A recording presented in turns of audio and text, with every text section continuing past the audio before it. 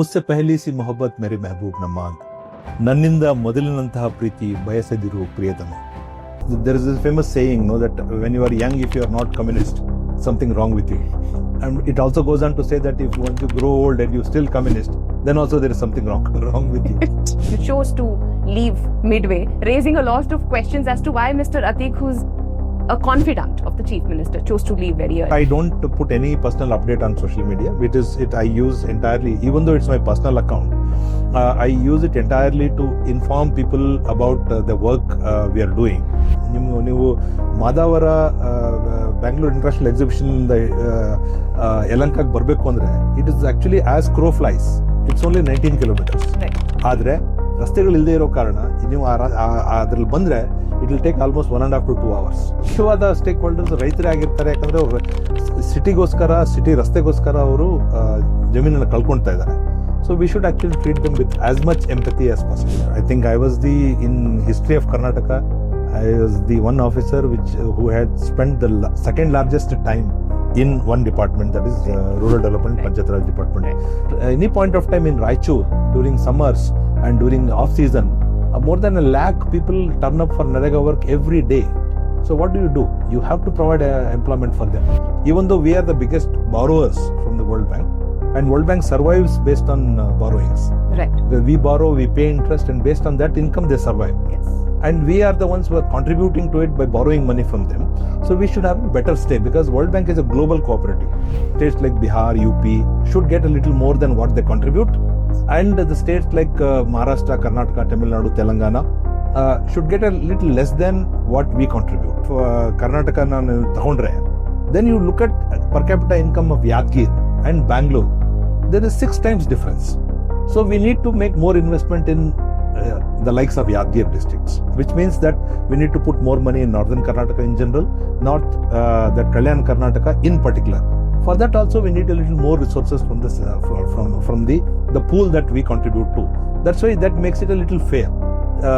The UPA period, 2 terms of UPA period, saw a lot of economic growth. On average, I think around 8 to 8.5% economic growth was seen. That time the revenues were buoyant, etc. But that was a time when revenues were also put to use in social sectors, mainly putting money on NREGA, putting money on Food Security Act. The Integrated Child Development Services Program was largely revamped. National Health Mission was created first as a rural health mission, and later it was integrated with urban health mission, and a unified NHM was done. For urban areas also,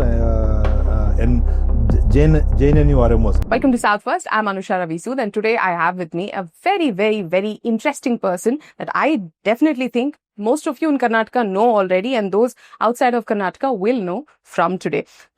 More than 30 years of experience in public service, former IAS officer who's held extremely top level positions, including Additional Chief Secretary to the Chief Minister, the Finance Department. He served in the PMO, and that is something I would really like to cover in this interview as well. Your experience in the PMO. Has been a senior advisor at the World Bank, and now the chairperson of the Bengaluru Business Corridor, a project that has been revived after decades of pretty much laying in decay. Right now, I have with me Mr. LK Atheeq. Thank you so much, sir, for joining South First. It's an absolute pleasure to speak with you. Thank you for having me, and good morning to you, and good morning to all. Thank you. I have always said this, even to people that I speak with, my colleagues, in Vidhan Sabha and Vikas Sabha, depending on wherever your office was the only place where you could get amazing cup of coffee. Because you're a coffee connoisseur, everybody who knows you knows that you also have this great passion for bikes. But a passion for poetry that you have is something that I've just very recently discovered. I would love to ask you about your passion on poetry and this book that is right now with me, translated works of selected poems of Faiz Ahmed Faiz. But first, on your love for poetry. Well, you may not know that I studied in Urdu medium. My father used to be a Urdu school teacher in Pavagada of Tumkur district, and later in Kottagere. So we studied in Urdu medium, and there used to be a lot of Urdu books at home. And my father would subscribe to 2 Urdu magazines, Huda and Huma, and which they were monthly magazines. I would read them cover to cover. So, and my father used to teach senior students at home also. They used to come, he used to give them free coaching, tuition, etc. And as a kid, I used to sit at the sidelines and I would follow my father teaching poetry to this high school students, etc. So, I think I picked up my love for Urdu poetry from that time. And after coming into administration, I started reading poetry, Urdu poetry on and off. And then I think when I was in the academy in Mussoorie, I was introduced to Faiz Ahmed Faiz. Because when we were growing up, it was mostly Ghalib, Allama Iqbal and other poets, Mir Taqi Mir, Josh Malihabadi, etc. But in academy, I came across a book by Faiz Ahmed Faiz. And from that time, I sort of got hooked to Faiz Ahmed Faiz's poetry. And Faiz Ahmed Faiz was a revolutionary poet. But he was a poet who blended romanticism with revolution, and a very interesting combination. And his poetry was not sloganeering kind of a poetry. So this poetry has been there with me. And so that's where my passion for poetry in general, but Urdu poetry in particular, comes. But your work right now is selected translation. ನೀವು ಕನ್ನಡಕ್ಕೆ ಅನುವಾದ ಮಾಡಿದಿರಿ ಕೆಲವೊಂದು ಪೋಯಮ್ನ. ಹೇಗೆ choose ಮಾಡಿದ್ರಿ?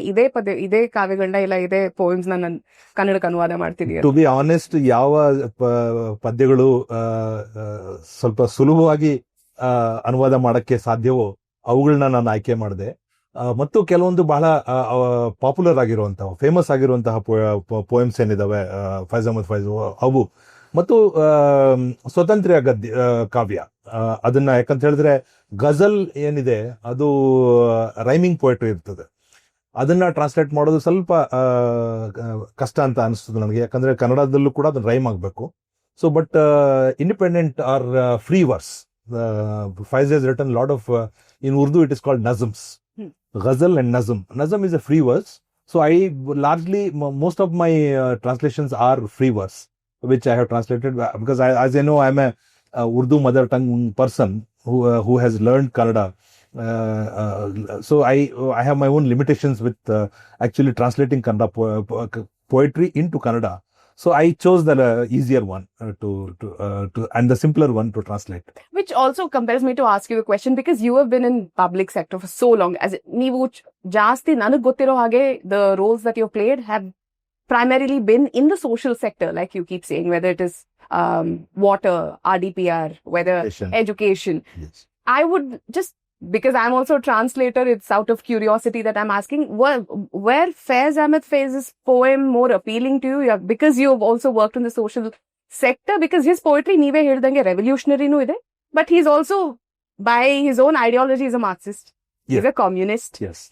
Socialism is something that he professed and followed. Correct. As part of his progressive writing. Yes. I'm just trying to know, is there a link between the two, or is it just pure love for poetry? No, I think there is a link. There is a link, because as there is a famous saying, that when you are young, if you are not communist, something wrong with you. And it also goes on to say that if once you grow old and you're still communist, then also there is something wrong with you. When we were growing up, when we were students, when we were in college, etc., we were highly influenced by Marxist ideology, by left-wing thought, because it was about equality, it was about egalitarianism, it was about progressiveness, and it was about people, common people, the working people particularly. Right. So, and Faiz wrote about working people. So that, I think, is a connection. And then when I came into service, somehow I have always been known to be with people, talking to people, and my doors are generally quite open. Whichever office I occupy, a lot of people come to me. I speak to them, and I speak to them as equals. And so that is something that that I believe in. And the ideology and thought espoused by Faiz Ahmed Faiz also reflects the same thing. That perhaps provided some affinity.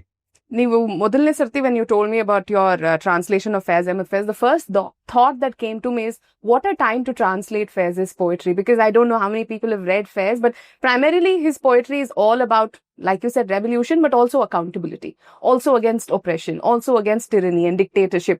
But somebody who's been entrenched in the government, who's been a government servant for so long, who has been part of the system, contradictory ilva idu? I don't think so. In fact, because I am from the IAS and I am not somebody who rose from the rank from a very lower level. Somehow I always felt that I should not be part of the system. I should somehow try to stand outside and try to be with the people rather than with the system. So it is, of course, ಹೇಳೋದು ಸ್ವಲ್ಪ ಸುಲಭ, ಅದನ್ನ ಕಾರ್ಯಗತಗೊಳಿಸೋದು ಸ್ವಲ್ಪ ಕಷ್ಟನೇ ಆಗ್ತದೆ. ಯಾಕಂತಂದ್ರೆ and as you grow older in service and as you grow in the senior position, it is very difficult to disassociate yourself from the system. But particularly when I was in the field, when I was AC, Chief Executive Officer of Jilla Panchayat, I was DC in 2 districts, Mandya and in Hassan. Somehow I always felt that I should stand with the people rather than with the system. So when people come with a complaint against the Tahsildar, against the village accountant, against the assistant commissioner, so firstly I would take the side of the people, subject to verification of the facts, and that would actually put them at ease. Okay, yeah, ಇವರು ಇಲ್ಲಿ ಯಾರೋ ಸಾಹೇಬ್ರು ಇದ್ದಾರೆ, ಇವರು ನಮ್ಮ ಪರವಾಗಿ ಮಾತಾಡ್ತಾ ಇದ್ದಾರೆ, ಅವರ ಉಪಸ್ಥಿತಿಯಲ್ಲೇ ನಾನು ತಹಸೀಲ್ದಾರ್ಗೆ ಫೋನ್ ಮಾಡಿ ಇದೇನಾಗಿದೆ ನೋಡಪ್ಪ ಅಂತ ಅದರಲ್ಲೇ ಬರೀತಾ ಇದ್ದೆ ನಾನು, ಇದನ್ನ ಇಮಿಡಿಯೇಟ್ಲಿ ಸೆಟಲ್ ಮಾಡು ಅಂತ. ಆಮೇಲೆ ನೀವು ಈ ಸಮಸ್ಯೆಗಳನ್ನ ನಿಮ್ಮ ಮಟ್ಟದಲ್ಲಿ ಸೆಟಲ್ ಮಾಡದೇ ಇದ್ದಿದ್ದಕ್ಕೆ ಅವರು ಜಿಲ್ಲಾ ಕೇಂದ್ರ ಸ್ಥಾನಕ್ಕೆ ಬರ್ತಾ ಇದ್ದಾರೆ, ನೀವ್ ಯಾಕೆ ಮಾಡ್ಲಿಲ್ಲ ಅಂತ ಈ ಜನಗಳ ಮುಂದೆನೆ ತಹಸೀಲ್ದಾರ್ಗಳಿಗೆ ಪ್ರಶ್ನೆ ಮಾಡಿದಾಗ ಒಂದು. ಎರಡನೇದು, ತಾಲೂಕ್ ಮಟ್ಟಕ್ಕೆ ಹೋದಾಗ ಎಲ್ಲ ನಾನು ಇಂಥ ದಿನ ತಾಲೂಕಿಗೆ ಬರ್ತೀನಿ, ನೀವೆಲ್ಲ ಅಲ್ಲಿ ಇರಿ ಅಂತ ಹೇಳ್ಬಿಟ್ಟು ಜನಗಳ ಜೊತೆಗೆ ಅಲ್ಲಿ ಹೋಗಿ ತಾಲೂಕಲ್ಲಿ ಹೋಗಿ ಮಾತಾಡಿದಾಗ somewhere you feel that okay, you are with the people, and that's where when people seek accountability, that is something that I strongly believe that because we are bureaucrats paid for by the taxpayers' money, we should be accountable, and there should be absolutely no doubt about it. And where poetry like this also speaks for the people, so I see no contradiction. So I'm just taking off from what you just said. Neeve janrna karsi, officers na karsi, matadistiri anta. It seems like you're following this tradition even as in your current role as the chairperson of the Bengaluru Business Corridor. Neevu Peripheral Ring Road now you've revived right now. I see so many of your social media tweets addressing concerns that citizens have raised. Adu mundu verify madlikke, adu nijana sulla anta verify madodu, that is one step. But also you're inviting people to come sit with you in the meetings. You're inviting officers, you're holding talks, even with people who are taking to social media only to raise concerns. Is that effective? Has it helped? Or has it helped you figure out, kind of separate the chaff from the wheat and grain and figure out who's simply a rabble-rouser and who's a genuinely affected party? I think all of that is true. This being in social media, particularly through Twitter, etc., is my way of putting out government information, which actually should be put out. Right. So therefore, I don't put any personal update on social media, which is I use entirely, even though it's my personal account, I use it entirely to inform people about the work we are doing. So I put out information and I get a lot of cues and I respond to that.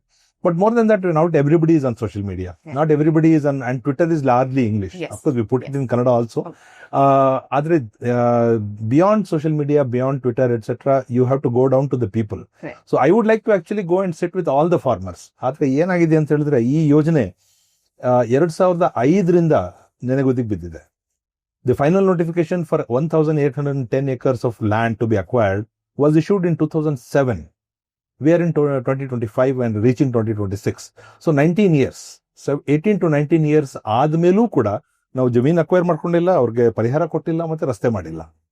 ಈ ಸಂದರ್ಭದಲ್ಲಿ ಈಗ ರೈತರಿಗೆ ನ್ಯಾಯ ದೊರಕಿಸ್ಕೊಡ್ಬೇಕು, ಅವ್ರಿಗೆ ಯೋಗ್ಯವಾದ ಬೆಲೆ ಕೊಡಬೇಕು, ಅದೆಲ್ಲ ನಿಜ. ಬಟ್ ಇದರಲ್ಲಿ ಸ್ವಲ್ಪ ನಮಗೆ ಕಾನೂನಿನ ಇತಿಮಿತಿಗಳು ಕೂಡ ಇವೆ.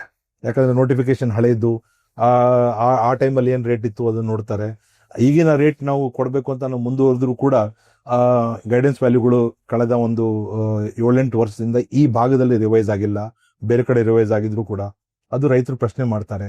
ಹಾಗಾಗಿ ನಾವು ಕ್ಯಾಶ್ ಕಾಂಪೆನ್ಸೇಷನ್ ರೈತರಿಗೆ ಸಮಾಧಾನ ಆಗೋ ರೀತಿಯಲ್ಲಿ ಕೊಡಕ್ಕೆ ಪ್ರಯತ್ನ ಮಾಡ್ತಾ ಇದ್ದೀವಿ. ಕೆಲವೊಂದ್ ಕಡೆ ಆಗ್ತಾ ಇಲ್ಲ, ಅಂತ ಕಡೆ ನಾವು ಜಮೀನಿಗೆ ಜಮೀನು, ಅಭಿವೃದ್ಧಿ ಪಡಿಸಿದ ಜಮೀನು ಕೊಡುವಂತಹ ಆಪ್ಷನ್ ಕೂಡ ಇದರಲ್ಲಿ ಇಂಟ್ರೊಡ್ಯೂಸ್ ಮಾಡಿದ್ದು. ಯಾಕಂದ್ರೆ ಇದು ಮೊದಲು ಇರಲಿಲ್ಲ. ಇದು ಇತ್ತೀಚೆಗೆ ಚರ್ಚೆ ಮಾಡಿಬಿಟ್ಟು ಮಾನ್ಯ ಉಪಮುಖ್ಯಮಂತ್ರಿಗಳು ಮತ್ತು ಮುಖ್ಯಮಂತ್ರಿಗಳ ಜೊತೆಗೆ ಚರ್ಚೆ ಮಾಡಿ ಕ್ಯಾಬಿನೆಟ್ಗೆ ತಗೊಂಡೋಗ್ಬಿಟ್ಟು ಒಂದು 5 ಆಪ್ಷನ್ಸ್ಗಳು ಕೊಟ್ಟಿದ್ದೇವೆ. ನಿಮಗೆ ವಾಣಿಜ್ಯ ನಿವೇಶನ ಅಥವಾ ರೆಸಿಡೆನ್ಷಿಯಲ್ ನಿವೇಶನ ಅಥವಾ TDR, ಇವೆಲ್ಲ ಆಪ್ಷನ್ಸ್ ರೈತರ ಮುಂದೆ ಇಟ್ಟು ಅವಾರ್ಡ್ಸ್ ಮಾಡ್ತಾ ಇದ್ದೀವಿ, ರೈತರ ಜೊತೆಗೆ ಮಾತಾಡ್ತಾ ಇದ್ದೀವಿ. ಇನ್ನೂ ಸ್ವಲ್ಪ ಅಸಮಾಧಾನಗಳಿದ್ರೆ ಅದನ್ನು ಪುನಃ, ಯಾಕಂದ್ರೆ ಅದು ನನ್ನ ಮಟ್ಟಕ್ಕೆ ಪರಿಹಾರ ಕೊಡುವಷ್ಟು ಆ ಮಟ್ಟಕ್ಕಿಲ್ಲ. That has to go to a higher level. So I will have to go back to Honorable Deputy Chief Minister and the Chief Minister and then pose the issues. But before that, we are actually trying to formulate awards and then sharing with farmers. This is what, ಈ ರೀತಿ ಇದೆ award, ಇದರಲ್ಲಿ ನಿಮ್ಮ ಆಯ್ಕೆ ಏನು ಅಂತ. ಯಾವ ಆಯ್ಕೆನೂ ಬೇಡ, ನಮ್ಗೆ ಇನ್ನೂ ಬೇರೆ ಏನಾದ್ರು ಬೇಕು ಅಂದಾಗ ಅದನ್ನ ನಾವು ಕಲೆಕ್ಟ್ ಮಾಡ್ತಾ ಇದೀವಿ. ಕಲೆಕ್ಟ್ ಮಾಡಿಬಿಟ್ಟು ಹೋಗೋಣ ಅಂತ ಯೋಚನೆ ಮಾಡ್ತಾ ಇದೀವಿ. ಮತ್ತು ಇದ್ರ ಬಗ್ಗೆ ಒಂದು ಮಾನ್ಯ ಉಚ್ಚ ನ್ಯಾಯಾಲಯದಲ್ಲೂ ಕೂಡ ಒಂದು 30-35 ಪಿಟಿಷನ್ಸ್ ಇದಾವೆ, ಅವು ಕೂಡ ವಿಚಾರಣೆಯಲ್ಲಿ ಇದಾವೆ.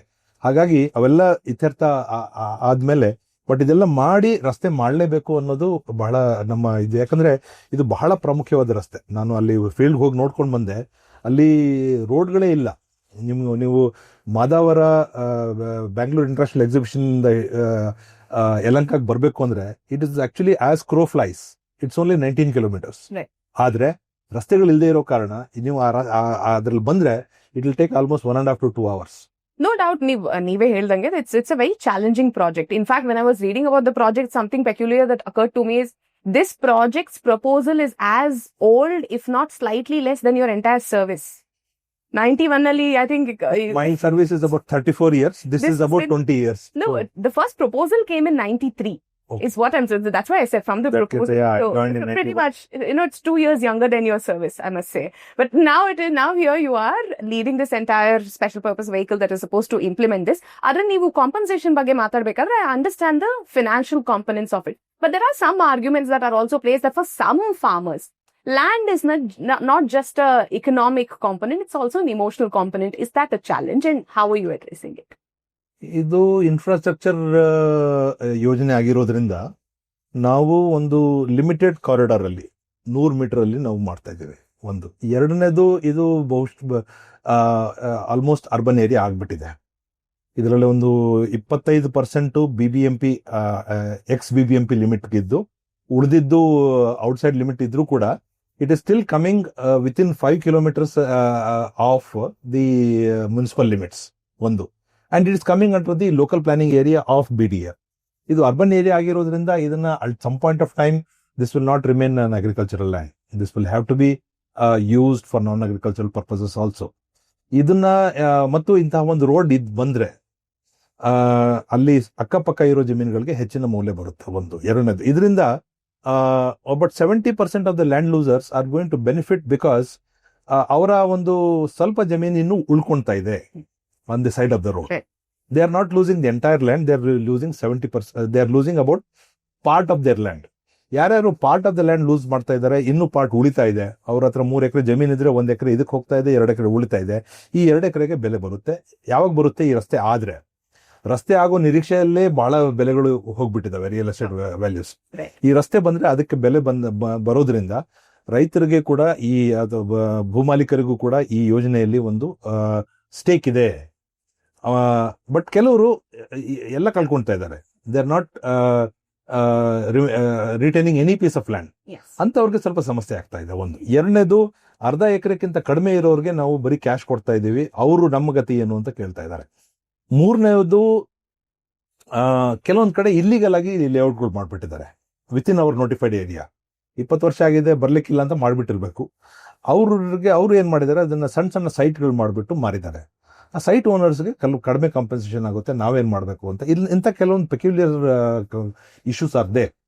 ಅವುಗಳನ್ನ ನಾವು ಕೂಡ ನಾವು ಸೆಟಲ್ ಮಾಡಬೇಕಾಗುತ್ತೆ. Those we are looking at it, we are talking to people. But as far as, since it is an urban area, and people will be happy if a road comes and their remaining land becomes valuable. But ಆ remaining land ಅಲ್ಲೂ ಕೂಡ ಸ್ವಲ್ಪ actually ವ್ಯವಸ್ಥಿತವಾಗಿ planned development ಮಾಡಬೇಕು.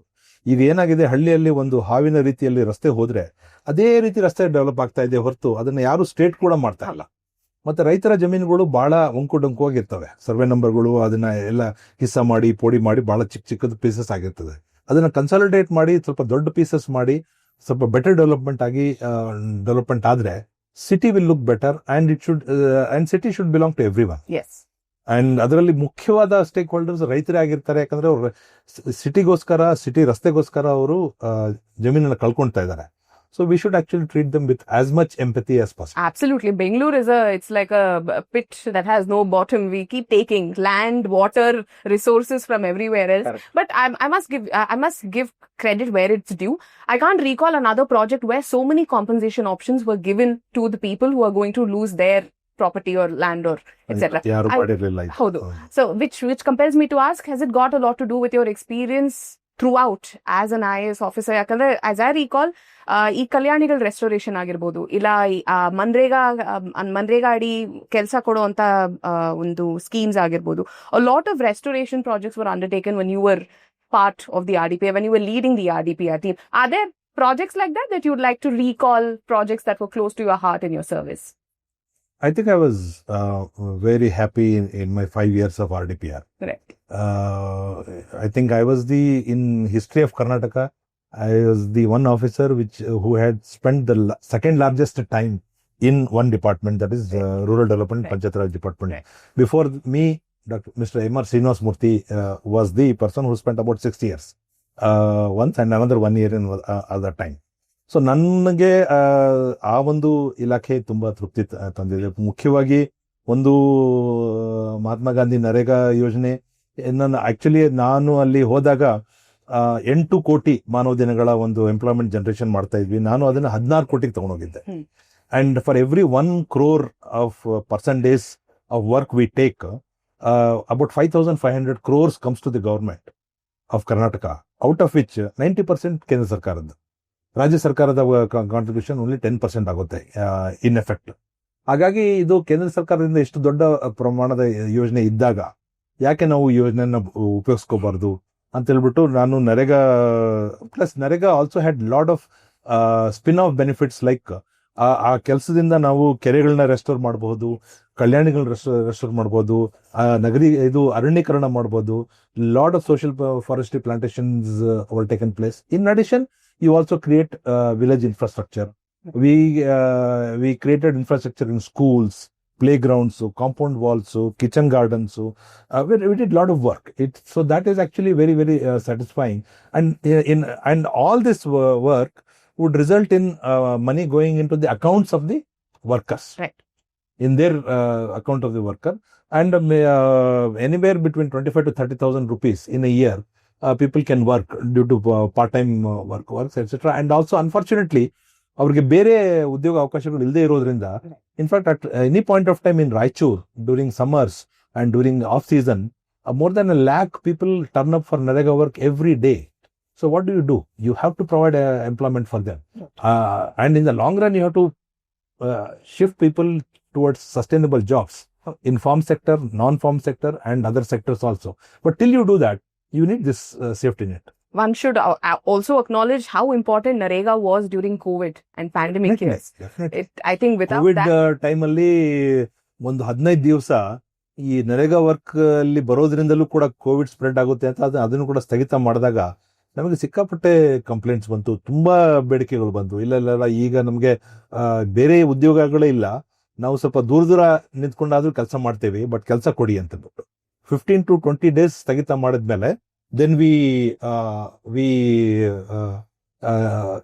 restarted the work, and it actually played a very important role.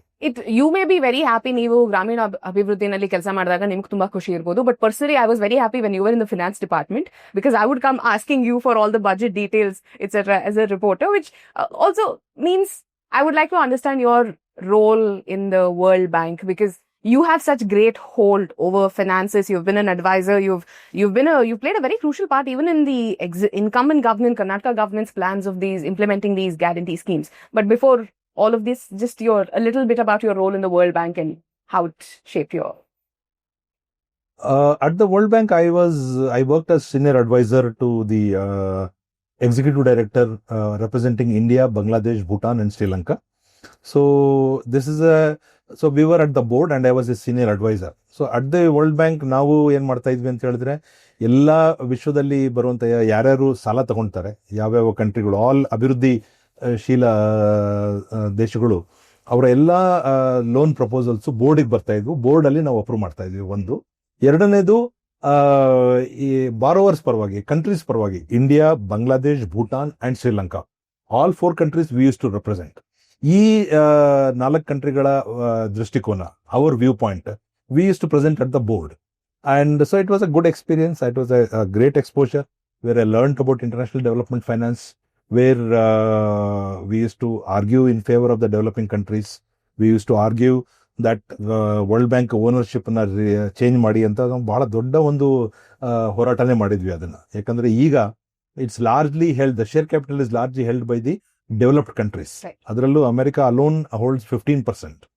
Remaining 85% ಅಲ್ಲಿ ಬಹುತೇಕ it is in the hands of European countries.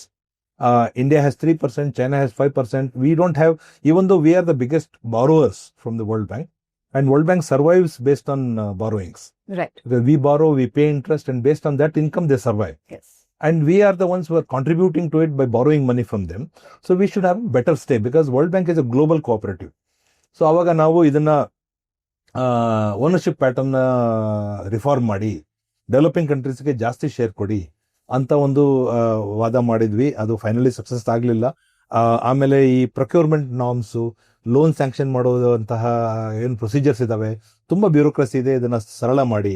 ಇವತ್ತು ನೀವು ಒಂದು ವರ್ಲ್ಡ್ ಬ್ಯಾಂಕ್ ಯೋಜನೆಗೆ ಅರ್ಜಿ ಹಾಕಿದ್ರೆ ಅವರು ಅದನ್ನ ಪ್ರಿಪೇರ್ ಮಾಡಿ ಮಾಡಿ ಮಾಡಿ ಸ್ಟಡೀಸ್ ಮಾಡು, ಅದ್ ಮಾಡು, ಇದ್ ಮಾಡಿ ಅಂತ ಹೇಳ್ಬಿಟ್ಟು 3 ವರ್ಷ ಆದ್ಮೇಲೆ ಅಪ್ರೂವ್ ಮಾಡ್ತಾರೆ, ಅಥವಾ 2 ವರ್ಷ ಆದ್ಮೇಲೆ ಅಪ್ರೂವ್ ಮಾಡ್ತಾರೆ. So the time it takes from proposal to board approval should be minimised, should be restricted to about 6 to 8 months ಅಂತ ಕೂಡ ನಾವು ವಾದ ಮಾಡ್ತಾ ಇದ್ವಿ. ಅದರಲ್ಲಿ ಸ್ವಲ್ಪ ಬದಲಾವಣೆಗಳಾಗಿದ್ದಾವೆ. ಈ ವರ್ಲ್ಡ್ ಬ್ಯಾಂಕ್ ಕಂಡೀಷನಾಲಿಟೀಸ್ ಕಡಿಮೆ ಮಾಡಿ ಅಂತ ಕೂಡ ವಾದ ಮಾಡಿದ್ವಿ ನಾವು. ಅದು ಕೂಡ ಸ್ವಲ್ಪ ಬದಲಾವಣೆಗಳಾಗಿದೆ. Overall, I think this was a very, very rewarding experience for me.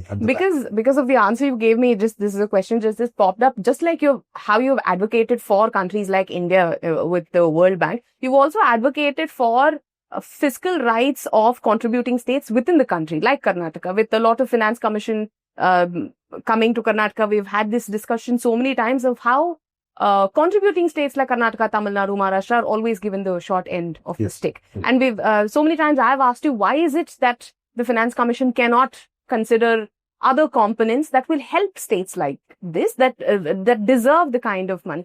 Any word for the new Finance Commission that you may have, which will ensure fair compensation? I wouldn't say compensation, at least just fair share for states that are actually building the country bit by bit. I think fair share is a good word rather than compensation, because this is what we are contributing and we should get back something from there. The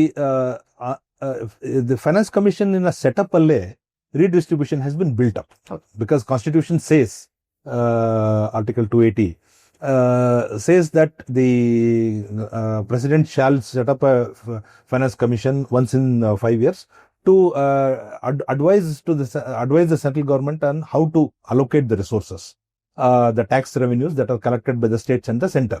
So when you are saying allocate, which means that it is not whatever we give should not come back to us. There should some amount of redistribution should be there. So redistribution is an accepted principle globally, and it happens here.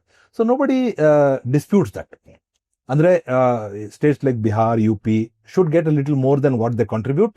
And the states like Maharashtra, Karnataka, Tamil Nadu, Telangana should get a little less than what we contribute. Then only we generate some surplus which gets reinvested in those states and contributes to more balanced regional development of the country. Fair enough. Absolutely nobody disputes that. However, in what proportion ಅನ್ನೋದು ಪ್ರಶ್ನೆ ಬರುತ್ತೆ. ಬರ್ತಾ ಏನಾಗಿದೆ ಅಂತ ಹೇಳಿದ್ರೆ, because of the disproportionate weight given to per capita income of states, states like Karnataka are losing out. In fact, as of now, only 13 to 15 rupees out of every 100 rupees that is generated out of Karnataka only comes back to us. That proportion should change. That's the main argument we have made.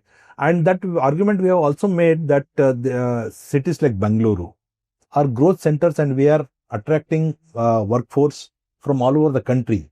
Today, people in Bengaluru are from Odisha, Bihar, West Bengal, Uttar Pradesh, from all over Rajasthan are coming and working. So we provide them employment. Why do they come here? Because the wage difference is very high. ಇಲ್ಲಿ ಬಂದು ಇಲ್ಲಿ ಕೆಲಸ ಮಾಡಿ ಸ್ವಲ್ಪ ಖರ್ಚು ಮಾಡಿ ಉಳಿತಾಯ ಮಾಡಿ ಮನೆಗೆ ಕಳಿಸುವಷ್ಟು ವೇಜ್ ಡಿಫರೆನ್ಸ್ ಇದೆ. If that wage difference is not there, they would not come. And why is that wage difference is there? Because Bengaluru, Hyderabad, Mumbai, Pune, Chennai, these are the growth centers. Gurgaon in Haryana, these are the growth centers, and then these growth centers also need investment. Urban areas are facing a lot of investment deficit. There are many governance issues also. So ಅದಕ್ಕೆ ಕೂಡ ನಮಗೆ ಜಾಸ್ತಿ ಬೇಕಾಗುತ್ತೆ. ಒಂದು ಎರಡನೇದು, ಈ per capita income is an average concept. Average per capita, average per capita of Karnataka ನಾನು ತಗೊಂಡ್ರೆ, then you look at per capita income of Yadgir and Bangalore, there is 6 times difference. So we need to make more investment in the likes of Yadgir districts, which means that we need to put more money in northern Karnataka in general, the Kalyan Karnataka in particular. For that also we need a little more resources from this from the pool that we contribute to. That's why that makes it a little fair. One. ಎರಡನೇದು, this could be a little controversial subject, but over the years, the states which are receiving greater finance commission grants, sometimes thrice. Right. For example, to UP, I think gets 2.7 times what they contribute. For 100 rupees contributed, 272 rupees goes there. But over the years, over the last 30-40 decades, the per capita income of those states is still not caught up. Yes. And whereas Karnataka and the states are, the divergence continues to grow. So something more than just grants should be are required for achieving development in those states. Those have to be looked into. Not just economic, but also human indices, I don't think human improved to an extent that they should be. Yeah, they should be improved. States. Private sector development. Right. In UP, Bihar. How many, the total number of engineering colleges that are there in Bihar would be equal to the number of engineering colleges that are there in Dakshin Kannada and Udupi. Yes. For example, in yes. just two districts. Yes. It is actually one undivided district. So, ಹಾಗಾಗಿ ಅಲ್ಲಿ ಯಾಕೆ develop ಆಗಿಲ್ಲ? Number of doctors per capita, per 100,000 population, huge difference. Right. So those actually very focused attention on governance, etc., should be done. You're one of these very rare officers who have worked both in the PMO as well as in the CMO. You worked with who I believe is one of the most cherished and absolutely should be celebrated economists of this country, Dr. Manmohan Singh. You've also worked with Mr. Siddaramaiah very closely, somebody who's a socialist by nature, who also is very proud of his knowledge of economics and financial management, etc. Any takeaways from both these offices from your PMO and CMO time? I spent about 5.5 years in Prime Minister's office, half of UPA 1 and half of UPA 2. So, Dr. Manmohan Singh ಅವ್ರ ಜೊತೆಗೆ ಕೆಲಸ ಮಾಡುವಂತ ಒಂದು ಸಂದರ್ಭ ನನಗೆ ಸಿಕ್ತು. It was obviously a very rewarding experience. He was a very learned man. And we got an opportunity to interact with him, and we also saw the formulation of policies like Mahatma Gandhi NREGA, Right to Education Act, Right to then Food Security Act. The entire Food Security Act was revamped when I was in PMO, and I was in charge of Food and Public Distribution Department, among other departments. So the whole idea was that the UPA period, 2 terms of UPA period, saw a lot of economic growth. On average, I think around 8 to 8.5% economic growth was seen. That time, the revenues were buoyant, etc. But that was the time when revenues were also put to use in social sectors, mainly putting money on NREGA, putting money on Food Security Act. The Integrated Child Development Services Program was largely revamped. National Health Mission was created first as a rural health mission, and later it was integrated with urban health mission, and a unified NHM was done. For urban areas also, JNNURM was done. So a lot of work was done, and I used to be there at that point of time. It was quite a rewarding experience. And looking back, I think it was one of my best years in administration. And with the CMO, when I was reading up, I just realized that when Mr. Siddaramaiah presented his first budget, you were in the finance department. I need to correct myself if you were deputy secretary. I was a deputy secretary. Deputy secretary, okay. Way back in 1995. Right. That time, not the first, but that time, Mr. Siddaramaiah was the finance minister.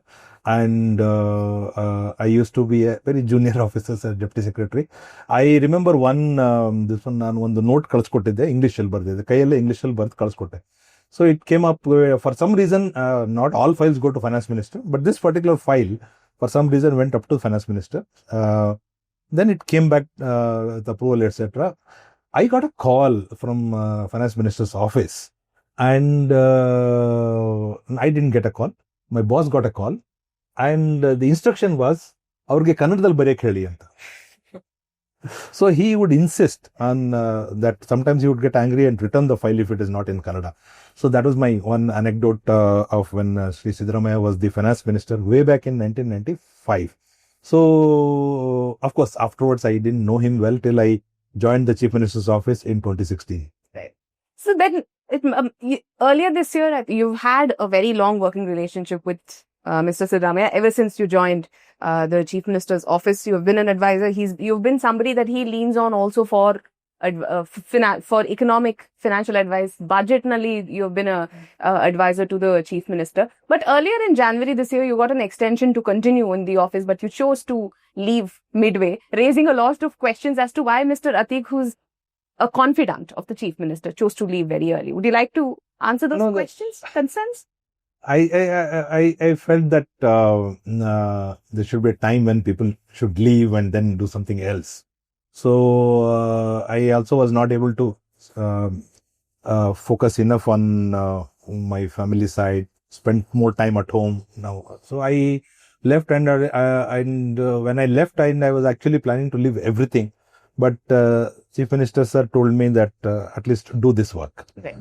So therefore now I'm happy that I'm getting full-time attention. I'm able to give full-time attention to this project. And since then it has moved quite a bit. Earlier also I was in charge of this project, but I was just not able to come this side and give time. This is a very important project for Bengaluru. And I think for Bengaluru city, after metro, this is one which can move people, and that will create a lot of decongestion in the inner city. So it's giving me more time to do this project, and also focus on my own passions, focus on family, etc. So I thought this is the time one should leave. Passions like poetry, and I understand also you intend to have a series of you reciting your translations and your and the poems. I thought so, because this has been done way back in 2000. This book was written in the year 2000, and when I was in Uttar Kannada as the Chief Executive Officer, Uttar Kannada at that time had this amazing intellectual atmosphere. Oh, yes. And particularly in Ankola, I should remember Shri Vishnu Nayak. He is unfortunately no more. And many other friends. I used to spend a lot of time with them. In fact, ಅವ್ರಿಗೆ ನಾನು Faiz Ahmed Faiz ಬಗ್ಗೆ ಹೇಳಿದಾಗ, not many people are aware of it. Right. Because Urdu poetry andre Ghalibu, Iqbal bitre, for others non-Urdu audience, not particularly in South India, just awareness irlilla. Illa namagella bari Gulzar aur gottu. Gulzar only. So I introduced some poems to them and tried to tell them in simple Kannada words, and then they said, sir, why don't you in fact there is a poem called Bol ke lab azad hai tere. Okay, Bol ke lab azad hai tere. This one day I was sitting with a few friends on the beach. We were doing some program. I wrote down the entire poem in Kannada and showed it to Vishnu Nayak. He says, sir, you bariri sir idu. Translate ಮಾಡಿ. Then we translated from Kannada to Urdu is a little tough. Yes. because the words, particularly the idioms are very different. The context is very different. So adanella itkondu kuda then I started writing this, and then they helped me quite a bit. And in fact, they came forward to publish it. Raghavendra Prakashana of Ankola, they published the first book. Then we showed this book to Chandrasekhar Patil, Champa. Right. So ಅವರು ಇದಕ್ಕೆ ಬೆನ್ನುಡಿ ಬರೆದ್ರು. ಅಷ್ಟರಲ್ಲೇ ನಾನು ಇನ್ನೂ publish ಆಗಿರಲಿಲ್ಲ. Then I was transferred from Karwar. I came to Mandya DC. Mandya DC ಆಗಿದ್ದಾಗ ನನಗೆ ಡಾಕ್ಟರ್ GS ಶಿವರುದ್ರಪ್ಪ ಅವ್ರ ಜೊತೆಗೆ ಕೆಲಸ ಮಾಡುವಂತ ಅವಕಾಶ ಸಿಕ್ತು. ಹೇಗೆ ಬಂತು ಅಂತ ಹೇಳಿದ್ರೆ, there was a Puthi Narasimhachar trust. He was from Melkote. So ಅವ್ರ ಮನೆಯನ್ನ ಒಂದು ಮ್ಯೂಸಿಯಂ ಮಾಡಬೇಕು ಅಂತ ಹೇಳ್ಬಿಟ್ಟು ಅದಕ್ಕೆ ಒಂದು ಟ್ರಸ್ಟ್, ಸರ್ಕಾರನೇ ಟ್ರಸ್ಟ್ ಮಾಡಿತ್ತು, ಪೂತಿನ ಟ್ರಸ್ಟ್ ಅಂತ. ಅದಕ್ಕೆ ಡಾಕ್ಟರ್ GS ಶಿವರುದ್ರಪ್ಪ ಅವರು ಅಧ್ಯಕ್ಷರಾಗಿದ್ರು. ಅದಕ್ಕೆ ಸದಸ್ಯ ಕಾರ್ಯದರ್ಶಿ ಜಿಲ್ಲಾಧಿಕಾರಿ Mandya. So he use to come once in 6 months to Mandya, and we used to have a meeting. And ಆ ಟೈಮಲ್ಲಿ ನಾನು ನನ್ನ ಮ್ಯಾನ್ಸ್ಕ್ರಿಪ್ಟ್ ತೋರಿಸ್ದೆ ಅವಾಗ. ಅದರೊಂದು ಫೋಟೋ ಕಾಪಿ ತಗೊಂಡೋದ್ರು ಅವರು. ತಗೊಂಡೋಗ್ಬಿಟ್ಟು then after a month he wrote a letter to me saying that this is ಬಹಳ ಚೆನ್ನಾಗಿ ಬಂದಿದೆ. ಕೆಲವೊಂದು ಟೀಕೆನೂ ಮಾಡಿದ್ರು. ಉರ್ದು ಕನ್ನಡ ಭಾಷೆ ಮೇಲೆ ಇನ್ನೂ ನಿಮ್ಗೆ ಅಷ್ಟು ಪ್ರಭುತ್ವ ಇಲ್ಲ. ಡೆಫಿನೆಟ್ಲಿ ಇಲ್ಲ. ನಾನು ಉರ್ದು ಮೀಡಿಯಂ ಇಂದ ಬಂದಿರೋನು. ಕನ್ನಡ, ನನ್ನ formal education in Kannada is up to 4th standard. Kannada Bharati 4ರ ತನಕ ನಾನು ಓದಿದ್ದೀನಿ ಅಷ್ಟೇ. ಅದಾದ್ಮೇಲೆ ಓದೇ ಇಲ್ಲ. ಆಮೇಲೆ ನಾನು IAS ಸೇರಿದಾಗ ಕನ್ನಡ 10ನೇ ಕ್ಲಾಸ್ ಕನ್ನಡ ಯಾರು ಓದಿಲ್ವೋ ಅವ್ರಿಗೆ ಕನ್ನಡ ಪರೀಕ್ಷೆ ಬರೀಬೇಕಾಗುತ್ತೆ, departmental examination. I wrote that exam and pass from KPSC. So ಅಷ್ಟು that is my back ground in Kannada. But ನಾನು ಇಲ್ಲಿ ಬಂದಾಗ ಇದನ್ನ ಸ್ವಲ್ಪ ಕನ್ನಡದಲ್ಲಿ ಮಾತಾಡೋದು, ಕನ್ನಡದಲ್ಲಿ ಬರೆಯೋದು, ಭಾಷಣ ಮಾಡೋದು ಎಲ್ಲ, ಯಾಕಂದ್ರೆ ಇಲ್ಲೇ ಹುಟ್ಟು ಬೆಳೆದಿದ್ದು ಕನ್ನಡಿಗರು, ಆದ್ರೆ ಇದು ಸ್ವಲ್ಪ ಪ್ರಭುತ್ವ ಬರೋದಿಲ್ಲಲ್ಲ, particularly for Urdu speaking. Right. You know how Muslims speak in Kannada. Sabra Kannada is very different. I didn't want my Kannada to be like that. So I learned quite a bit. So ಅದನ್ನ ಬರೆದ್ರು. ಆದ್ರೂ ಕೂಡ ಕೆಲವೊಂದು ನಾನು ಒಂದ್ ಕಡೆ ನಾನು translate ಮಾಡಿದ್ದೀನಿ. ಕೂದಲ ಜಲಪಾತ, ಪ್ರಿಯತಮೆಯ ಕೂದಲ ಜಲಪಾತ. That he said this is a thrilling imagery. Right. Dr. Shirudrappa said in his letter. So then I requested him to write ಮುನ್ನುಡಿ. So he wrote the ಮುನ್ನುಡಿ. And I requested him that book ready ಆಗಿದೆ sir, ಇದನ್ನ ನಾವು ಬಿಡುಗಡೆ ಮಾಡಬೇಕು, ಅದಕ್ಕೆ ನೀವೇ ಬಂದು ಬಿಡುಗಡೆ ಮಾಡ್ಕೊಡ್ಬೇಕು ಅಂತ. So doctor GS Shivarudrappa came to Mandya ರಂಗಮಂದಿರದಲ್ಲಿ. We had a program, about 700 people gathered, and we release that book. But ಅದಾದ್ಮೇಲೆ ಪುನಃ it has got lost. Not many people know that such a book exist. Not many people know that Faiz has been translated in Kannada. ಆಮೇಲೆ ಕೆಲವರು ಮಾಡಿದ್ದಾರೆ. ಈ Hindu editor ಇದ್ದಾರಲ್ಲ Bhagyashree, she has also translated. In fact Chintana Prakashana has brought out A book with her work and my work together also. So ಈಗ then I was thinking that I should recite this Urdu poem and then Kannada translation and put it out as a podcast. We are separately going to have your recitation at the end of this. My last question to you, I must ask this question. You've transitioned from just in your line of work from social sector to finance to now infrastructure. The next question, naturally, because you've been in public life for so long, is politics. We are seeing so many bureaucrats now taking up politics as a career, whether it is somebody like a Sashikant Sendil. Or, even in Karnataka, we have a lot of officers who are now retired officers who are now MPs. Is that something you would be interested in? Is that something you look forward to, or is it out of the question, politics? No, I am focusing my attention on doing this project, which will take some time. So I have no other plans as of now. Again, a very diplomatic and politically correct answer at this point in time. But thank you so much, sir, for your time. It was such a pleasure to speak with you. Bari ನಿಮ್ಮ ಅನುವಾದದ ಬಗ್ಗೆ ಮಾತ್ರ ಅಲ್ಲ, ನಿಮ್ಮ ಕೆಲಸದ ಬಗ್ಗೆ, ನಿಮ್ಮ experience ಬಗ್ಗೆ ಇಷ್ಟೊತ್ತು ನಮ್ಮ ಜೊತೆ ಮಾತಾಡಿದಿರಿ. So thank you so much. मुझसे पहली सी मोहब्बत मेरी महबूब न मांग, मुझसे पहली सी मोहब्बत मेरी महबूब न मांग, मैंने समझा था कि तू है तो दरख्शां है आयात, तेरा गम है तो गमे दहर का झगड़ा क्या है, तेरी सूरत से है आलम में बहारों को सबात, तू जो मिल जाए तो तकदीर निगूं हो जाए, तू जो मिल जाए तो तकदीर निगूं हो जाए, यूं न था मैंने फ़क़त चाहा था यूं हो जाए, और भी दुख हैं ज़माने में मोहब्बत के सिवा, राहतें और भी हैं वस्ल की राहत के सिवा, मुझसे पहली सी मोहब्बत मेरे महबूब न मान. So this poem talks about love, the struggle between love and revolution. So ಇದನ್ನ ಕನ್ನಡದಲ್ಲಿ ಈ ರೀತಿ ನಾನು ಅನುವಾದ ಮಾಡಿದ್ದೇನೆ. ಮುಸ್ಸೆ ಪಹಲಿ ಸಿ ಮೊಹಬ್ಬತ್ ಮೇರೆ ಮೆಹಬೂಬ್ ನಮ್ಮಾನ್, ನನ್ನಿಂದ ಮೊದಲಿನಂತಹ ಪ್ರೀತಿ ಬಯಸದಿರು ಪ್ರಿಯತಮೆ. ನನ್ನಿಂದ ಮೊದಲಿನಂತಹ ಪ್ರೀತಿ ಬಯಸದಿರು ಪ್ರಿಯತಮೆ. ನಾ ತಿಳಿದಿದ್ದೆ ನೀನಿದ್ದರೆ ಬಾಳು ಬಂಗಾರ ಎಂದು. ನಾ ತಿಳಿದಿದ್ದೆ ನೀನಿದ್ದರೆ ಬಾಳು ಬಂಗಾರವೆಂದು. ನಿನ್ನ ಚಿಂತೆ ಇದ್ದರೆ ಜಗತ್ತಿನ ಚಿಂತೆ ಏಕೆ ಬೇಕು? ನಿನ್ನ ಚಿಂತೆ ಇದ್ದರೆ ಜಗತ್ತಿನ ಚಿಂತೆ ಏಕೆ ಬೇಕು? ನಿನ್ನ ಮುಖದಿಂದಲೇ ಜಗತ್ತಿನಲ್ಲಿ ವಸಂತಗಳ ನೆನವು. ನಿನ್ನ ಮುಖದಿಂದಲೇ ಜಗತ್ತಿನಲ್ಲಿ ವಸಂತಗಳ ನಿಲುವು. ನಿನ್ನ ಕಣ್ಣುಗಳು ಬಿಟ್ಟರೆ ಮತ್ತೇನಿದೆ ಪ್ರಪಂಚದಲ್ಲಿ? ನೀನು ಸಿಕ್ಕರೆ ವಿಧಿ ತಲೆಬಾಗುವುದು ನನ್ನ ಮುಂದೆ. ನೀನು ಸಿಕ್ಕರೆ ವಿಧಿ ತಲೆಬಾಗುವುದು ನನ್ನ ಮುಂದೆ. ಹಾಗಿರಲಿಲ್ಲ, ನಾನು ಹಾಗಾಗಬೇಕೆಂದು ಬಯಸಿದ್ದೆ. ಹಾಗಿರಲಿಲ್ಲ, ನಾನು ಹಾಗಾಗಬೇಕೆಂದು ಬಯಸಿದೆ. ಇನ್ನೂ ದುಃಖಗಳಿವೆ ಕಾಲದಲ್ಲಿ ಪ್ರೀತಿಯ ಹೊರತು. ಇನ್ನೂ ದುಃಖಗಳಿವೆ ಕಾಲದಲ್ಲಿ ಪ್ರೀತಿಯ ಹೊರತು. ಇನ್ನೂ ಸುಖಗಳಿವೆ ಸಮ್ಮಿಲನದ ಸುಖಗಳ ಹೊರತು. ಇನ್ನೂ ಸುಖಗಳಿವೆ ಸಮ್ಮಿಲನದ ಸುಖಗಳ ಹೊರತು. ನನ್ನಿಂದ ಮೊದಲಿನಂತಹ ಪ್ರೀತಿ ಬಯಸದಿರು ಪ್ರಿಯತಮೆ.